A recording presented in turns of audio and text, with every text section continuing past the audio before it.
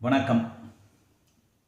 ராமநாதபுரம் மன்னர் பரம்பரையைச் சார்ந்தவர்களுள் ஒருவர் மதுரையில் இருந்த வள்ளல் பாண்டித்துரை தேவர். தமிழ் மொழியின் மீது தனியாத பற்றுடையவர். பல தமிழ் நூல்களை பதிப்பிக்க உதவி செய்தவர்.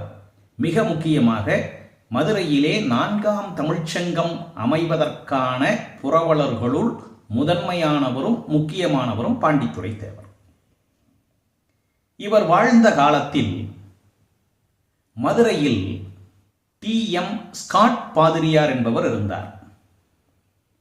1889ஆம் ஆண்டு அவர் சென்னையில் உள்ள லாரன்ஸ் அசலைன் பிரஸ் என்பதன் மூலமாக ஒரு புத்தகத்தை பதிப்பித்தார்.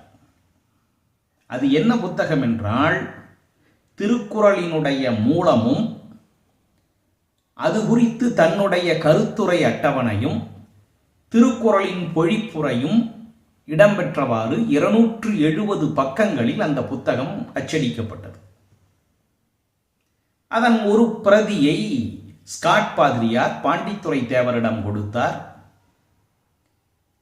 திருக்குறளிலே நிறைய பிழைகள் உள்ளன. முக்கியமாக எதுகை மோனைகள் எதுவும் சரியாக இல்லை. வள்ளுவர் தப்பும் தவறுமாக இலக்கண பிழையோடு எழுதிய திருக்குறள்களையெல்லாம் நான் திருத்தி இருக்கிறேன். உதாரணமாக அகர முதல எழுத்தெல்லாம் ஆதி பகவன் என்று வருகிறது. எப்படி பொருந்தும்? அகர என்று வந்தால் கீழே முகர பகர ஏதாவது வர வேண்டும். அந்தவாறு நான் திருத்தி இருக்கிறேன் என்று இந்த நூலை பாருங்கள் என்று கொடுத்தார். பாண்டித்துரை தேவர் வாங்கி பார்த்தார்.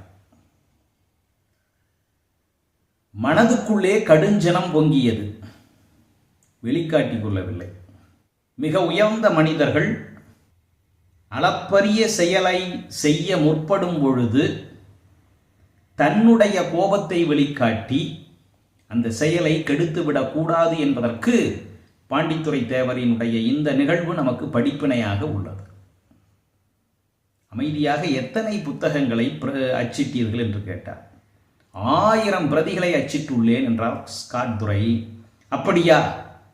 அந்த 1000 புத்தகங்களையும் என்னிடமே கொடுங்கள், அவ்வளவு அருமையாக இருக்கிறது என்று சொல்லி அந்த 1000 பிரதிகளையும் வாங்கினார். அத்தோடு அவர் எழுதிய கையெழுத்து பிரதியையும் சேர்த்து வாங்கினார்.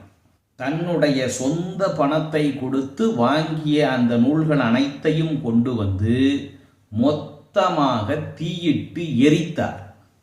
இப்படிப்பட்ட புத்தகத்தினுடைய ஒரு பிரதி கூட இந்த உலகத்திற்கு கிடைக்கக்கூடாது என்று முடிவு செய்து அத்தனை புத்தகங்களையும் அதனுடைய கையெழுத்து பிரதியையும் சேர்த்து எரித்து அழித்தார். தமக்கு பொருள் நட்டமாகிறது என்று அவர் கவலைப்படவில்லை. தமிழுக்கு, திருக்குறளுக்கு செய்கின்ற தொண்டாக நினைத்து அதை ஆற்றினார். அவ்வகையில் திருக்குறளிலே தவறு இருப்பதாக கண்டுபிடித்து திருத்தி எழுதிய தவறான புத்தகத்தை எரித்து